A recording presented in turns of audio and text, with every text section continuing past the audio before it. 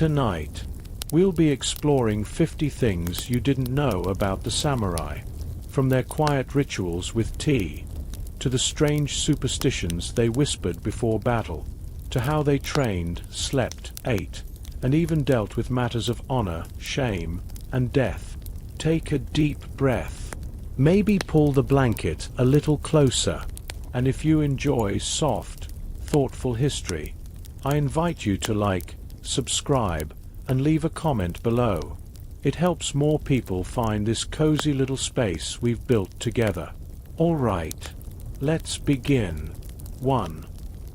The samurai's first weapon wasn't the sword, it was the bow. Before the katana was worshipped as the soul of the samurai, it was the bow, the yumi, that ruled the battlefield. Long and graceful, the Japanese bow was famously asymmetrical, with the grip positioned much lower than center. This odd shape made it easier to shoot from horseback, where many early samurai fought. Archery wasn't just about war. It was spiritual, quiet, ceremonial. Even today, the practice of Kyudo, the way of the bow, is taught with a whisper of reverence. The student learns to breathe in silence, to draw the string with calm intention. There is no rush. There is only focus. Samurai believed that one's soul could be read in how one pulled the bowstring. In a world where your life might depend on a single arrow, every movement had to be deliberate, controlled. Young samurai trained for years in the mountains and temples, learning not just how to aim, but how to stay centered. The arrow, after all, flies straight only when the heart is still. You might imagine the early morning mist, the faint crunch of sand underfoot, the distant gong from a temple bell as a boy takes aim and breathes. 2. Samurai hair was styled for battle, but also for status. You've likely seen the iconic chonmage, that distinctive top knot the samurai wore. But did you know that it wasn't just for style, or even tradition? It was practical, and deeply symbolic. The front of the head was shaved to help a helmet sit flush against the skull, a small but essential adaptation for comfort during long campaigns. But there's more. Hair told stories. A high, well-maintained top knot signaled discipline, honor, and control. A disheveled one, disgrace. During times of shame or punishment, a samurai might be ordered to cut off his top, not entirely, a symbolic loss of honor. Even death didn't end this tradition. In some cases, a samurai who died heroically in battle might have his top knot sent home to his family, proof of his valor, something to be enshrined with care. The act of grooming the hair, then, became almost meditative. In dim rooms lit by oil lamps, with lacquered combs and wooden mirrors, a samurai would bind his hair as he bound his focus, not for vanity, but as armor for the mind.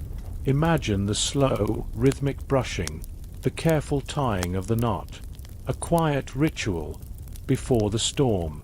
These were men trained not only to fight, but to feel deeply, and to live by codes few of us could follow today. 3. Many samurai had day jobs. Some were accountants, bureaucrats, or poets. It may surprise you to learn that for much of Japan's history, the majority of samurai were not constantly at war. During long periods of peace, especially under the Tokugawa shogunate, many samurai lived lives that were, well, ordinary. They worked in administration. They calculated rice taxes. They managed warehouses. They kept the books for their daimyo lords. Some taught children how to write. Others composed poetry, elegant, fleeting verses about the scent of plum blossoms or the first snow on castle roofs. In cities like Edo or Kyoto, you might pass a man in 2 swords hurrying through the marketplace, not to duel, but to deliver paperwork. This peaceful service was not shameful. In fact, it was considered noble, a different form of loyalty. The pen, in its own quiet way, was a blade of order. Still, their swords remained at their side, a reminder that, no matter the task, A samurai's duty could shift with the wind. 4.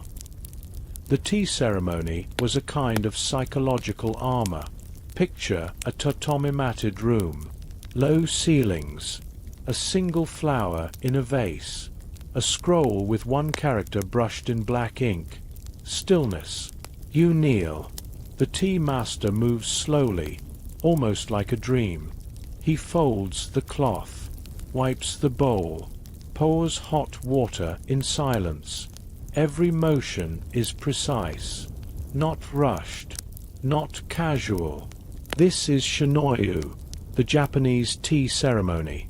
But for the samurai, it wasn't just a refined pastime. It was a form of emotional discipline. The ritual helped train the mind to be calm under pressure, to observe without reacting, to respond with grace, even in the presence of enemies. Some warlords even held tea gatherings just before battles, to steady their spirits and remind themselves of beauty in a world that often felt chaotic. There were no swords in the tea room, just fragile porcelain, steam rising, the scent of matcha. Even now, if you sit still enough, you can almost feel the heat of the cup in your hands, the breath that slows as you lift it, the peace between sips. For the samurai, tea was not escape, it was armor. So while the world may remember only the clashing blades, much of a samurai's life was spent in quiet thought, careful service, and soft rituals. 5. Samurai wore perfume, and took great care with their scent. In popular imagination, samurai are rough warriors, sword-bearing and wind-battered. But in reality, many were deeply attentive to the finer details of personal presentation, especially their scent. Fragrance was not a luxury. It was a form of discipline. Before ceremonies, official duties, or visits to the castle, samurai might lightly scent their clothing with ko, a type of aromatic wood like sandalwood or agarwood. Sometimes the perfume was powdered and placed in small silk sachets tucked into the folds of their kimono. Others burned small incense chips in braziers, letting the smoke gently cling to their garments. This was not just to smell pleasant, it was a signal of refinement, inner order, and control. In certain schools of samurai etiquette, even the selection of incense was studied. A musky scent for winter, a sharper tone for the spring. Not too strong, never too obvious, just a whisper of composure.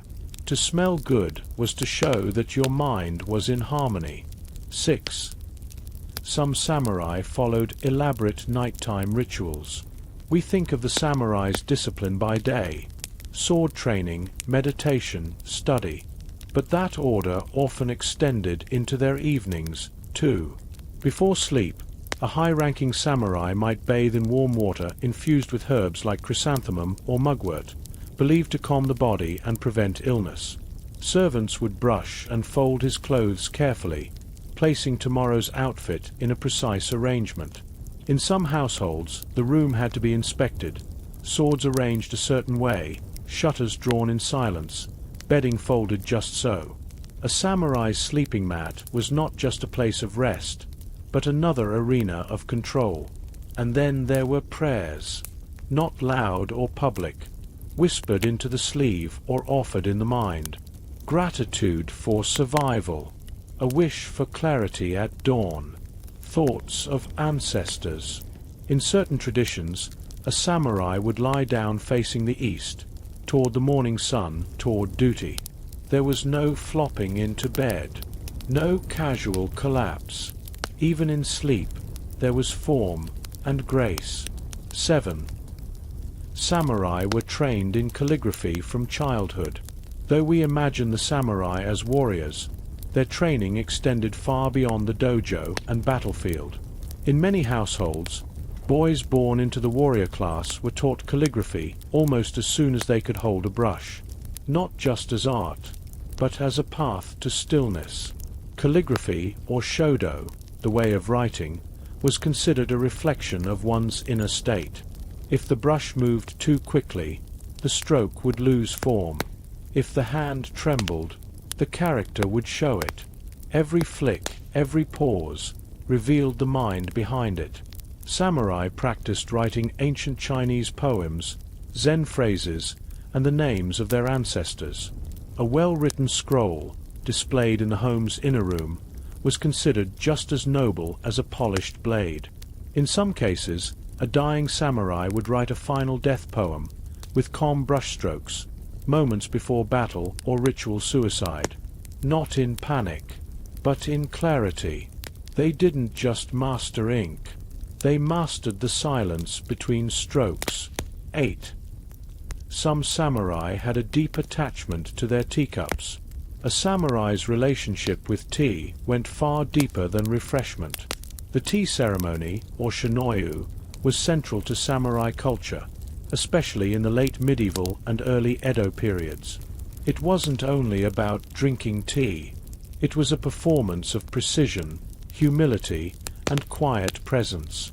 But beyond the formal ceremony, many samurai held personal attachments to simple objects, especially their tea bowls.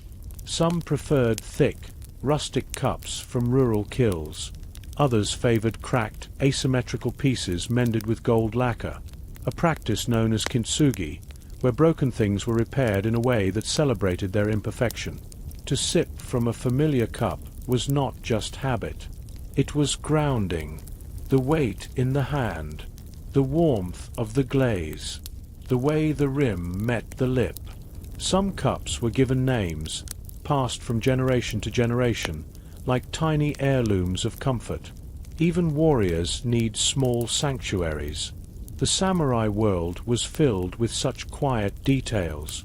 Ink, glaze, silence, ritual. These were not distractions from war. They were its balance. 9. Samurai carried folding fans into battle. Not always swords. Not always bows. Sometimes, a fan, the tessen or iron fan, was an object of elegance and defense. Samurai carried these folding fans made of metal into places where weapons were forbidden, such as castles or courtly meetings. On the outside, it looked like any ordinary fan, but inside it held hidden strength. Tessen could be used to deflect blades, strike an opponent with a single sharp movement, or signal commands on the battlefield. In moments of tension, when drawing a sword would bring shame or blood, a flick of the fan might say everything that needed to be said. In the summer heat, it cooled the brow. In diplomatic encounters, it kept the warrior calm. But always, it was a silent companion, folded neatly into the sleeve or tucked into the obi belt. Even in the midst of war, grace was never forgotten. 10.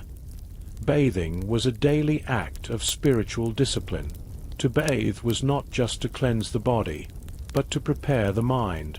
In samurai households, bathing was a sacred ritual. Before morning practice or evening rest, warm water was drawn and steam filled the wooden rooms. The samurai stepped quietly into the bath, often alone, lowering themselves slowly into stillness. This daily act, so simple, became a moment of reflection. In Zen-inspired traditions, washing the body was like washing the mind. The dust of the day, both literal and emotional, could be gently rinsed away.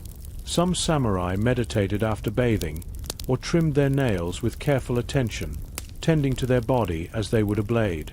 Even before battle, warriors might bathe, not in vanity, but in clarity. If death awaited, they would face it clean, calm, and composed. To be still in warm water, to breathe deeply, to feel the skin soften. This, too, was a form of strength. Fans that could stop a sword. Baths that quieted the heart. The samurai world was full of these gentle contradictions, soft edges in a hard life. 11. Samurai often wrote poetry before battle. Imagine this, a warrior, armored and prepared, brush in hand, composing a poem. For many samurai, death was not something to be feared, but embraced with dignity. Before going into battle, especially when death seemed near, it was common to write a death poem, known as jisei, a final expression, a last breath on paper. These poems weren't dramatic or long. Often, they were just a few lines of waka or haiku, carefully chosen syllables that captured the soul's quiet. A samurai might write, "The dew falls softly, this fleeting world disappears, with the morning mist." They would then fold the paper, tuck it into their clothing, and ride into war. To them, this was not morbid. It was peaceful. It was a way to control one's end, to give voice to the moment. Even if their sword was lost, their words would remain. 12. They observed insects to predict rain and storms. Long before radar and weather reports, the samurai turned to nature, especially insects. The semi, or cicada, was one of the most respected. If the cicadas suddenly stopped singing, it often meant that rain was coming. Likewise, dragonflies hovering low to the ground warned of a humid storm. Even ants, seen forming long lines or rising higher into tree bark, were signs of a shift in air. The samurai, especially those living in rural manors or on long campaigns, paid close attention to such signs. Their gear, their movements, their decisions, all were gently influenced by the song of a cricket or the absence of a bee. These were warriors, yes, but they lived in tune with nature, listening as the world whispered its forecasts through the smallest wings. 13. Samurai practiced calligraphy daily, not just for beauty, but for discipline. Calligraphy, or shodo, wasn't just an art for monks and scholars. It was a core part of samurai training, a way to sharpen the mind and refine the hand. Each stroke of the brush had to be deliberate, steady, calm. No rushing, no hesitation. The control it demanded mirrored the precision of drawing a bow or wielding a sword. For the samurai, calligraphy was a kind of spiritual swordplay.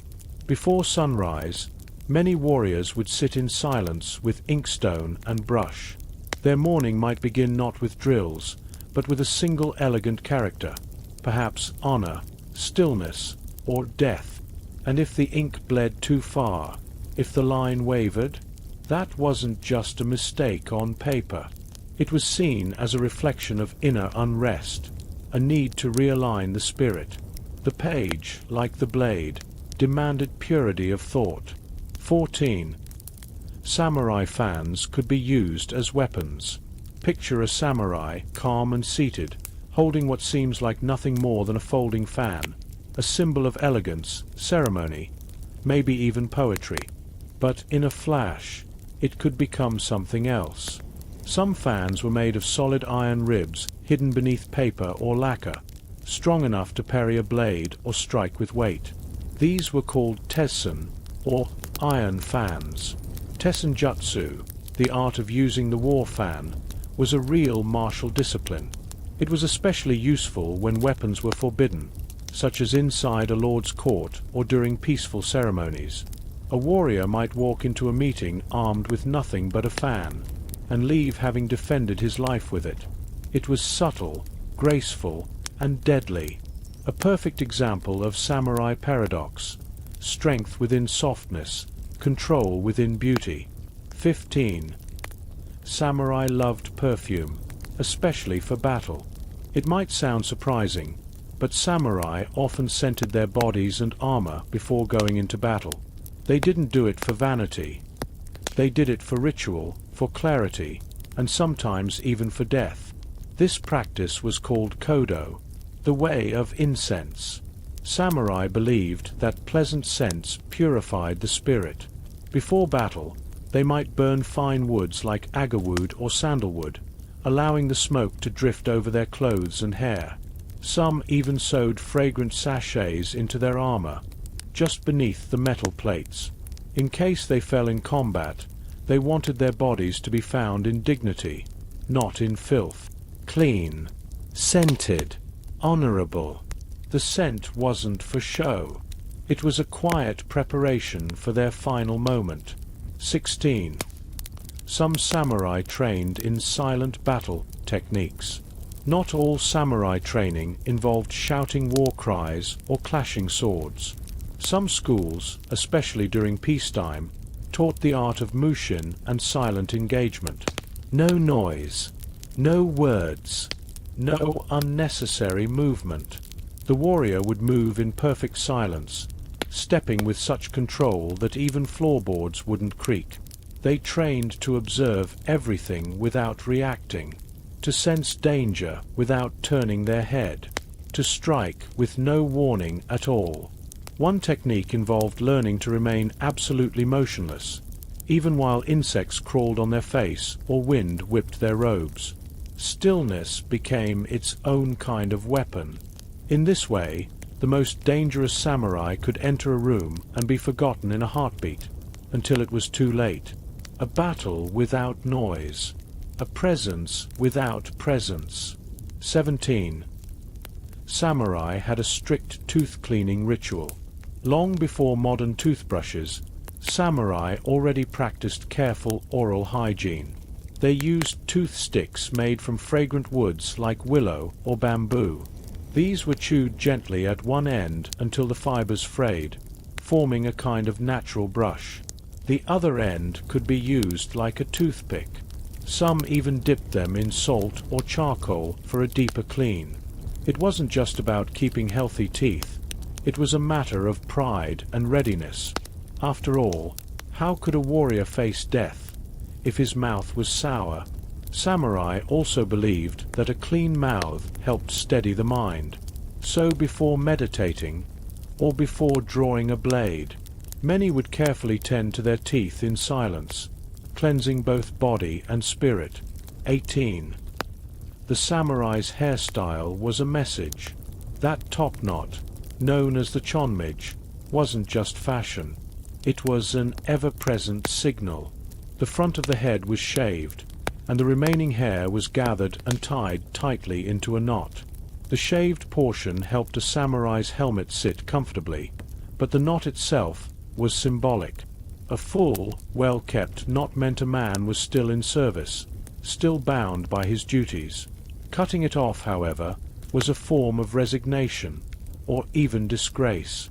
Sometimes, when a samurai was cast out or chose to walk away from the warrior's path, he would slice off his top knot and leave it behind. It was like taking off a uniform, but far more intimate. He wasn't just changing clothes. He was changing identity. In some cases, warriors sent their top knot to their lord when they could not return, a wordless message of apology, loyalty, or surrender. 19. Silence was a samurai's most respected language. In the samurai code, silence was never emptiness. It was discipline, control, and sometimes even power. Unlike loud speeches or fiery declarations, samurai were trained to observe, to measure their words carefully. A man's silence could communicate strength, resolve, or quiet defiance. A retainer might sit in complete stillness beside his lord for hours, speaking only when addressed, and even then, replying with short, weighty words. In courtrooms, during negotiations, and especially before a duel, silence was a powerful tool. A long pause before a sentence could unsettle opponents or add gravity to simple words. Many samurai believed that speaking too much was a sign of an untrained spirit. But silence, that was the sound of inner control. 12. They observed insects to predict rain and storms. Long before radar and weather reports, the samurai turned to nature, especially insects. The semi, or cicada, was one of the most respected. If the cicadas suddenly stopped singing, it often meant that rain was coming. Likewise, dragonflies hovering low to the ground warned of a humid storm. Even ants, seen forming long lines or rising higher into tree bark, were signs of a shift in air. The samurai, especially those living in rural manors or on long campaigns, paid close attention to such signs. Their gear, their movements, their decisions, all were gently influenced by the song of a cricket or the absence of a bee. These were warriors, yes, but they lived in tune with nature, listening as the world whispered its forecasts through the smallest wings. 13. Samurai practiced calligraphy daily, not just for beauty, but for discipline. Calligraphy, or shodo, wasn't just an art for monks and scholars.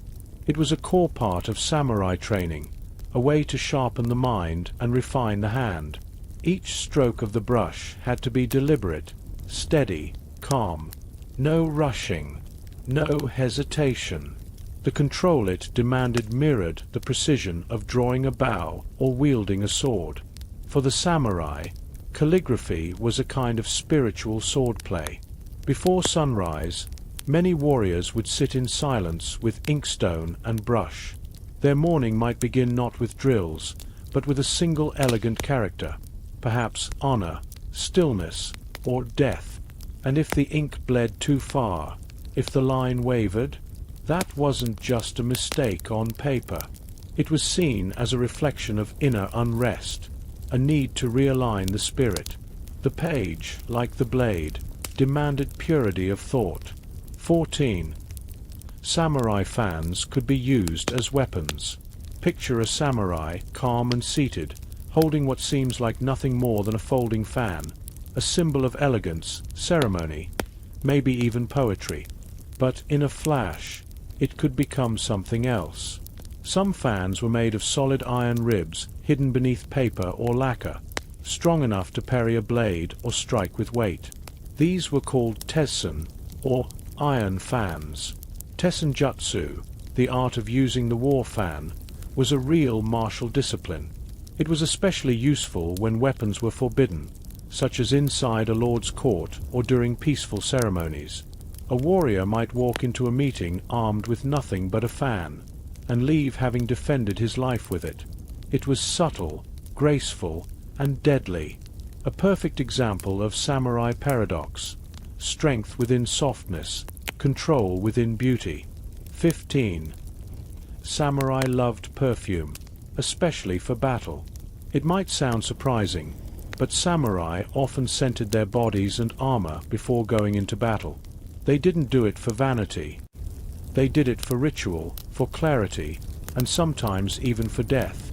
This practice was called kodo, the way of incense. Samurai believed that pleasant scents purified the spirit. Before battle, they might burn fine woods like agarwood or sandalwood, allowing the smoke to drift over their clothes and hair. Some even sewed fragrant sachets into their armor, just beneath the metal plates. In case they fell in combat, they wanted their bodies to be found in dignity, not in filth. Clean, scented, honorable. The scent wasn't for show. It was a quiet preparation for their final moment. 16. Some samurai trained in silent battle techniques. Not all samurai training involved shouting war cries or clashing swords. Some schools, especially during peacetime, taught the art of mushin and silent engagement. No noise, no words, no unnecessary movement. The warrior would move in perfect silence, stepping with such control that even floorboards wouldn't creak. They trained to observe everything without reacting, to sense danger without turning their head, to strike with no warning at all. One technique involved learning to remain absolutely motionless, even while insects crawled on their face or wind whipped their robes. Stillness became its own kind of weapon. In this way, the most dangerous samurai could enter a room and be forgotten in a heartbeat, until it was too late. A battle without noise. A presence without presence. 17. Samurai had a strict tooth-cleaning ritual. Long before modern toothbrushes, samurai already practiced careful oral hygiene. They used tooth sticks made from fragrant woods like willow or bamboo. These were chewed gently at one end until the fibers frayed, forming a kind of natural brush. The other end could be used like a toothpick. Some even dipped them in salt or charcoal for a deeper clean. It wasn't just about keeping healthy teeth. It was a matter of pride and readiness. After all, how could a warrior face death if his mouth was sour? Samurai also believed that a clean mouth helped steady the mind. So before meditating, or before drawing a blade, many would carefully tend to their teeth in silence, cleansing both body and spirit. 18. The samurai's hairstyle was a message. That top knot, known as the chonmage, wasn't just fashion. It was an ever-present signal. The front of the head was shaved, and the remaining hair was gathered and tied tightly into a knot. The shaved portion helped a samurai's helmet sit comfortably, but the knot itself was symbolic. A full, well-kept knot meant a man was still in service, still bound by his duties. Cutting it off, however, was a form of resignation, or even disgrace. Sometimes, when a samurai was cast out or chose to walk away from the warrior's path, he would slice off his top knot and leave it behind. It was like taking off a uniform, but far more intimate. He wasn't just changing clothes. He was changing identity. In some cases, warriors sent their top knot to their lord when they could not return, a wordless message of apology, loyalty, or surrender. 19. Silence was a samurai's most respected language. In the samurai code, silence was never emptiness. It was discipline, control, and sometimes even power. Unlike loud speeches or fiery declarations, samurai were trained to observe, to measure their words carefully. A man's silence could communicate strength, resolve, or quiet defiance. A retainer might sit in complete stillness beside his lord for hours, speaking only when addressed, and even then, replying with short, weighty words. In courtrooms, during negotiations, and especially before a duel, silence was a powerful tool. A long pause before a sentence could unsettle opponents or add gravity to simple words. Many samurai believed that speaking too much was a sign of an untrained spirit. But silence, that was the sound of inner control. 31. Samurai kept pet cranes, monkeys, and even tigers. In peaceful times, samurai estates sometimes echoed with the gentle cries of exotic pets. Some samurai kept white cranes, sacred birds believed to bring longevity and wisdom. Others had trained monkeys, dressed in small robes, mimicking their master's movements. There are even records of tigers brought back from foreign campaigns or given as royal gifts, kept behind high fences, admired more for symbolism than companionship. To the modern eye, it may seem strange, but in their world, animals weren't just creatures. They were omens, symbols, or mirrors of the warrior soul. A loyal dog reflected the virtues of obedience. A patient hawk symbolized watchful restraint. And a crane, that long-lived bird, reminded the samurai to be graceful even as age crept near. Their connection to the animal world was quiet, ceremonial, as deliberate as the rest of their lives. 32. Samurai wrote personal diaries filled with poetry and dreams. You might think of the samurai as stern and silent, but many poured their hearts into private journals. Hidden in lacquered drawers or tucked into their traveling cases were hand-bound books filled with calligraphy, poetry, drawings, and confessions. Some wrote about their training. Others wrote about dreams, recurring ones they believed carried meaning. And nearly all wrote about nature. How the rain felt that day, how the cherry trees bent in the wind, how the tea steamed in a cracked cup. These journals were not for war records, but for the inner world that few ever saw. Imagine a warrior, sword at his side, kneeling in silence after battle, writing a verse about the moonlight reflecting on a still pond. Those pages held parts of their soul. So if you ever think of samurai as distant or cold, Remember the soft flutter of inked pages in the dark. They, too, dreamed. 33. Samurai believed weather affected the spirit. For the samurai, weather was never just weather. A misty morning wasn't simply damp. It was a mood, a message, even a kind of teacher. Some warriors delayed duels because of fog, believing it muddled the mind. Others welcomed storms, seeing the wind and rain as a mirror of inner strength, wild yet enduring. Summer heat was met with stoicism, though older samurai were known to walk into the shade of shrines, sipping barley tea, silently respecting the sun. And cherry blossoms drifting through spring air, they reminded every samurai of the fleeting nature of life. That beauty is brief, that death can be gentle. Even in training halls, the weather mattered. A sudden breeze was believed to carry fortune, or warning. Raindrops on roof tiles, a rhythm to breathe by during meditation. The sky spoke, and samurai listened. 34. Samurai greetings were quiet but deeply symbolic. You won't find tales of loud welcomes or hearty handshakes among the samurai. Instead, they had a quiet code, full of meaning. A bow wasn't just a bow. Its depth, length, and timing said everything. A short bow with lowered eyes meant respect from a junior. A long, deeply held bow between equals could express trust, sorrow, or even forgiveness. When samurai met after long absences, they might exchange simple words like, "You've returned through the storms," or "Your shadow has lengthened well." These phrases might sound poetic now, but to them, they were rich with shared meaning. Time, hardship, loyalty, all wrapped in a single greeting. Some gestures were more subtle. 2 fingers lightly touching the scabbard meant peace. Turning the sword slightly away during a meeting meant, "I do not come for battle." Even silence was a greeting. The samurai understood.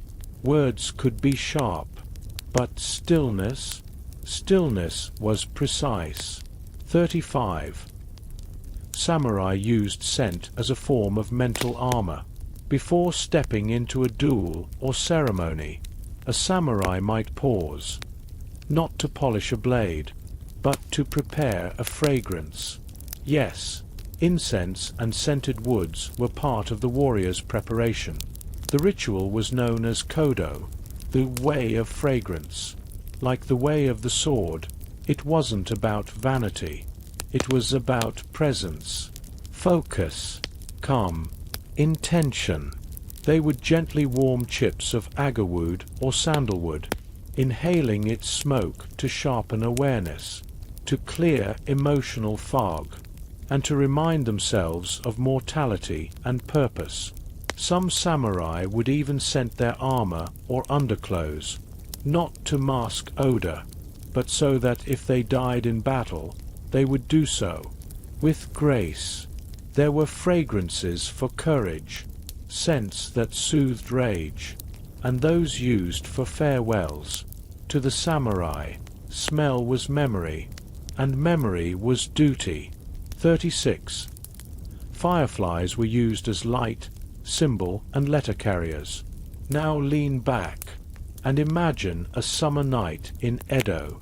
The rice fields rustle, and above them, tiny floating lanterns flicker. Fireflies. For the samurai, fireflies weren't just part of the landscape. They were symbols of warriors' souls, fleeting, bright, and gone. Some households kept fireflies in delicate bamboo cages, using their glow in love letters or quiet evening rituals.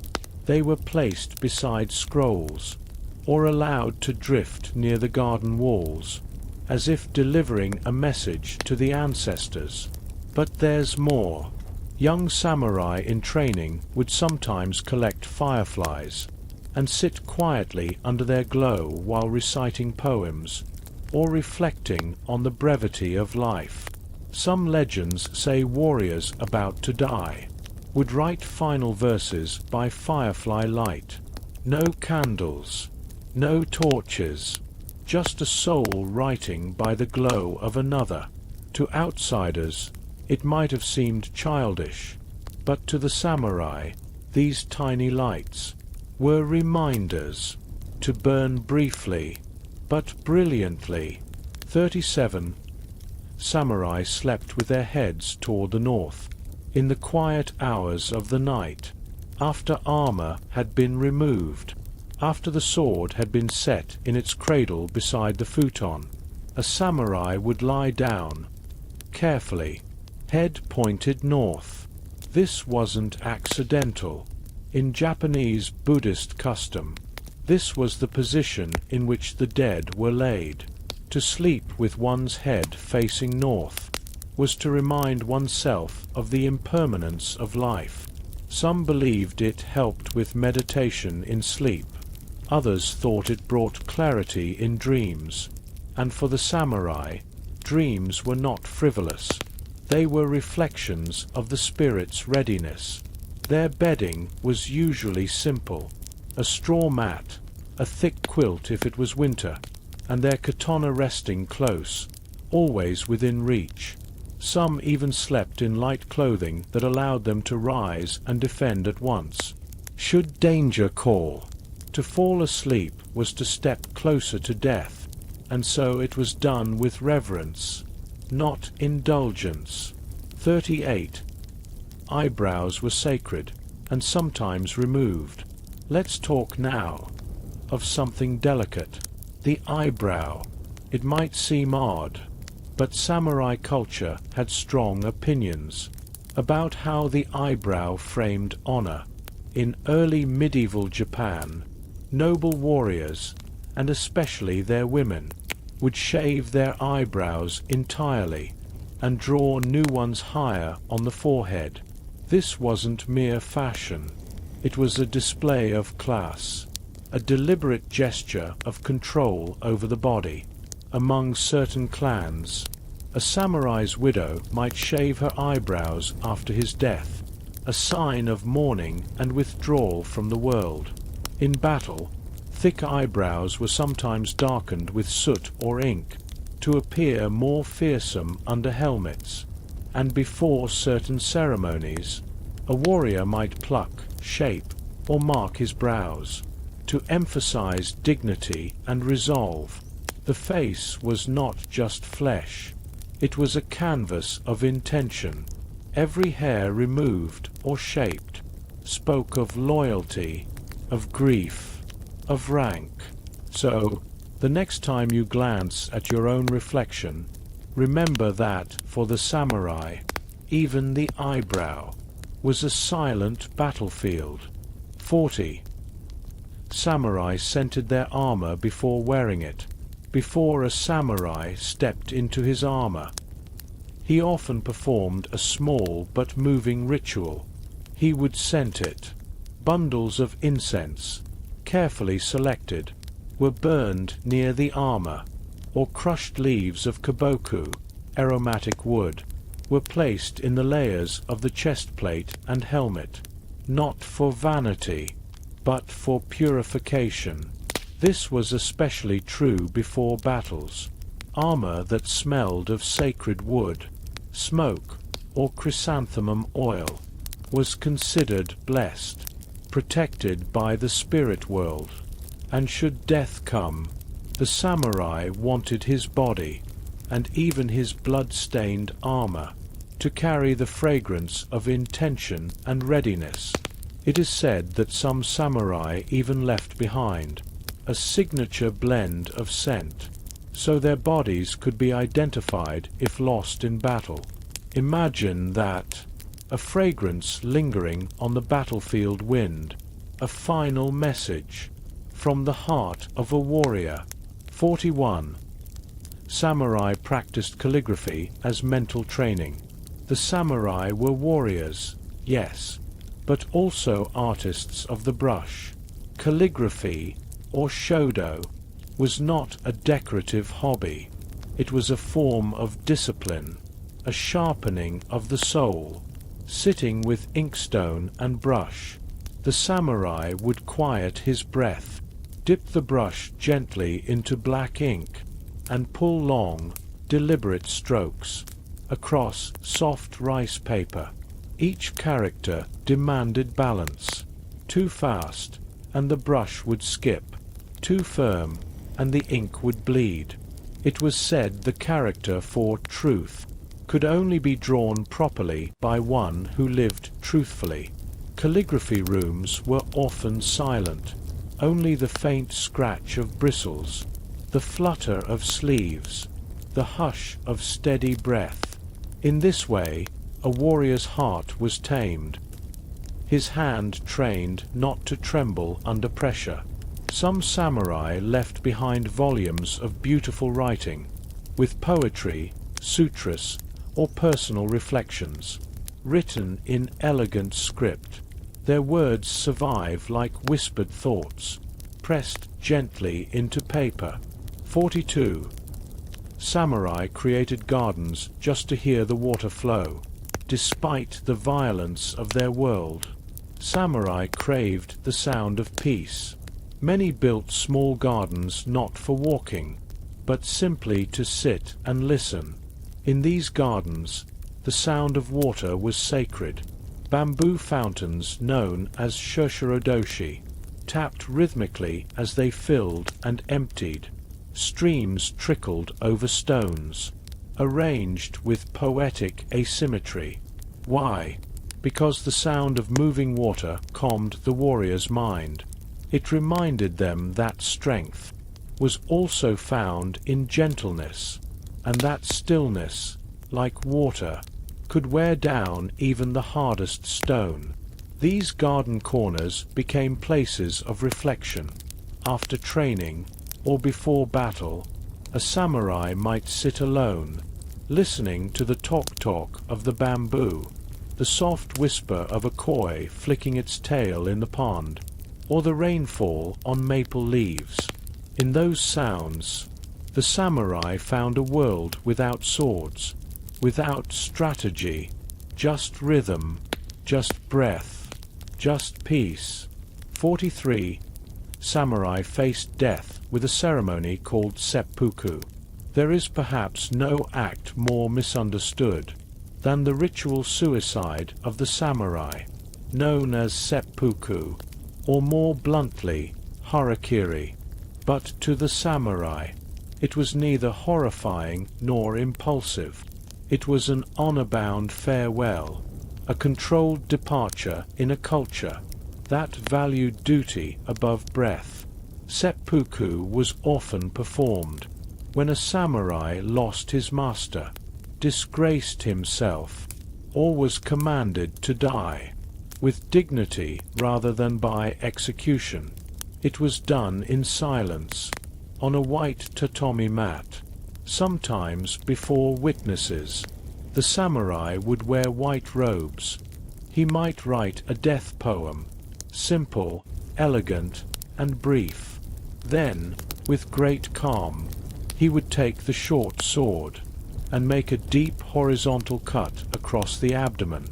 But in many cases, a second, a trusted warrior, stood behind him, ready to end his pain swiftly, with a single, merciful stroke.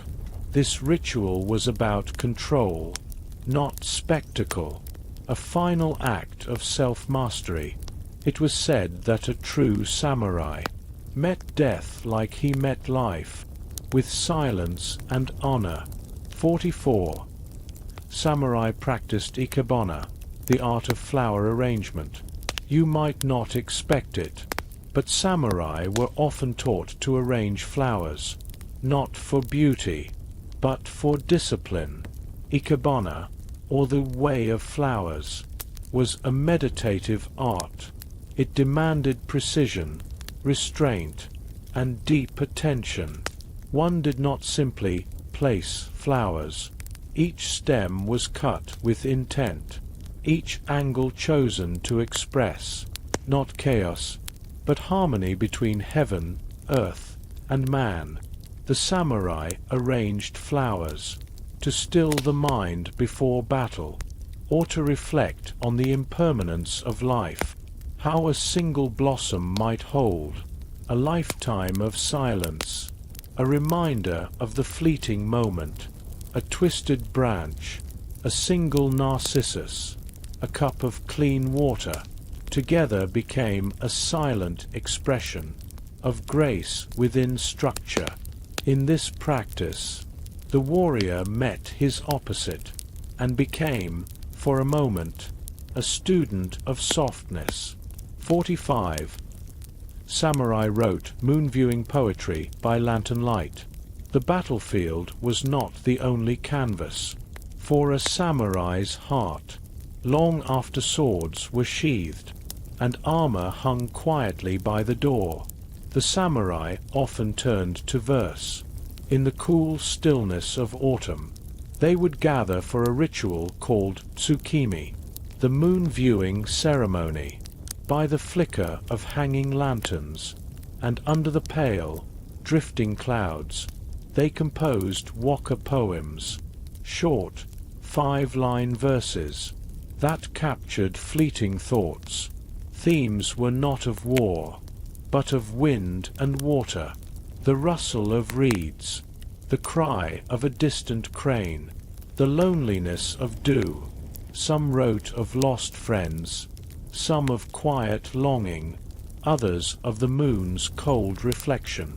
In a shallow pool beside the temple gate, a samurai might gaze silently at the full moon and murmur, "Tonight, even my blade feels silver and soft." Poetry was not weakness, it was balance, and through it, the warrior found a voice for emotions that armor could never hold. 46. Samurai had a quiet affection for cats. Yes, cats. The aloof, independent creatures, so often found lounging on temple roofs, or sunning themselves on scrolls.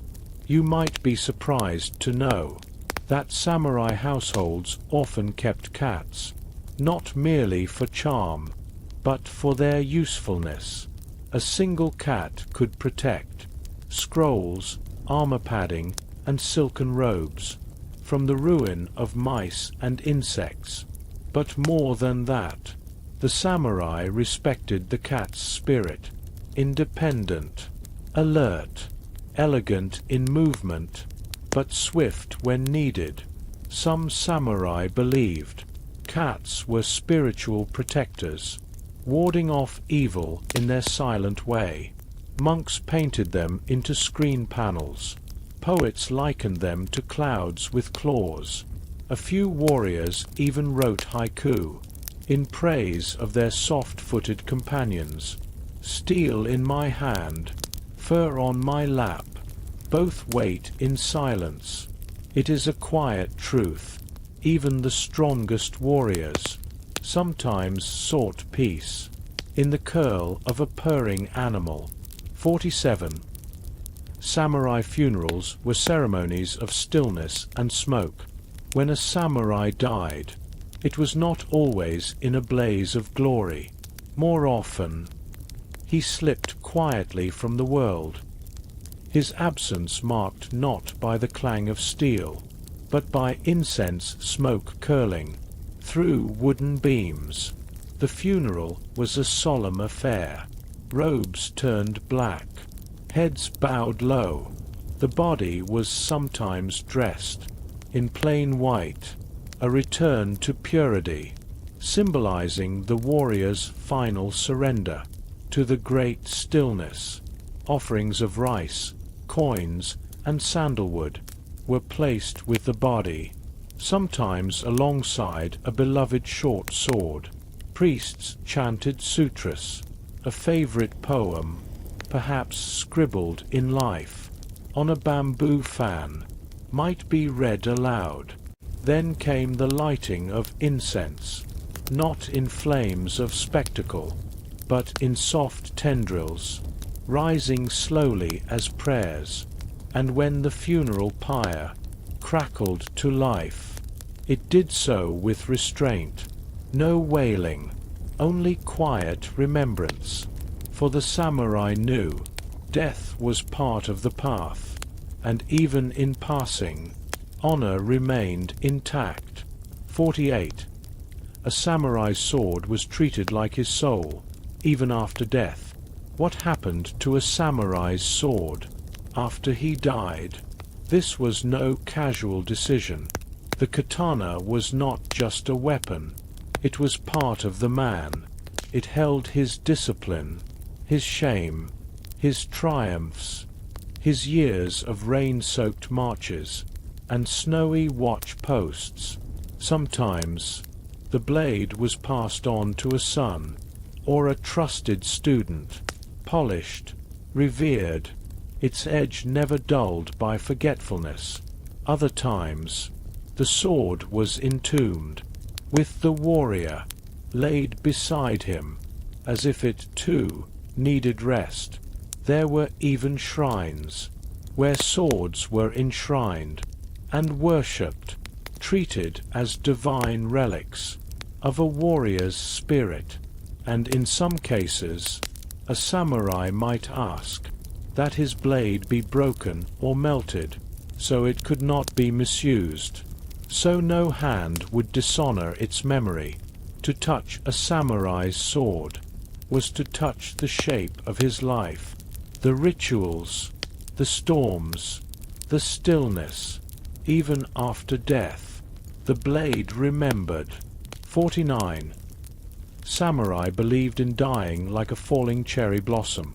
And so, here we are, the very edge of the path. The final bend in the road where the sun dips low behind the temple roofs, and soft shadows stretch long over mossy stones. Our 49th truth is perhaps the most poetic of all. The samurai often compared their lives, and especially their deaths, to the fleeting fall of the cherry blossom, a single pink petal, drifting silently through the air, beautiful, brief, and gone before you even realize. To them, the blossom wasn't just a flower. It was the soul of the warrior, because like the blossom, a samurai's life was to be lived with beauty and precision, but never with clinging. Honor lay in being ready to fall, gracefully, naturally, without resistance. At the moment it was time. And so, each spring, as cherry trees bloomed across the land, many samurai sat beneath them in silence, watching the petals drift and spiral, reminded not just of death, but of how to live with honor before it comes. No need to rush. Just listen to the wind in the branches. 50. The last samurai was a farmer, a teacher, and a memory. The very last thing we whisper tonight is not about a famous battle. It's not about swords or castles or codes. It's about a man named Seigo Tokamori, often called the last true samurai. He lived in the 1800s, long after the golden age of the warrior had passed. He tried to hold on to the old ways, to protect what the samurai stood for: loyalty, discipline, courage, simplicity. But the world changed around him. Guns replaced swords. Empires replaced emperors.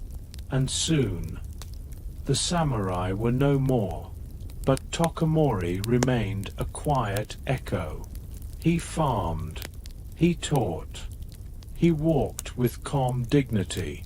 And when he finally rose in one last rebellion, it was not to win, but to remind Japan of what it had once cherished, of what it must carry forward in spirit, even as the armor was set aside. He died like a cherry blossom, and became a myth. And so, tonight, we remember, the last samurai was not just a warrior. He was a teacher, a gardener, a symbol, a quiet man who held a fading candle until it finally flickered out. Now, that candlelight is yours. Let your breathing slow. Let the lantern go dim. And if these 50 truths brought you peace, leave a quiet comment. Tell us which whisper from the past followed you gently into sleep. Until next time, traveler, may your dreams be calm and your spirit steady, like a samurai beneath the blossoms. Cherry blossom.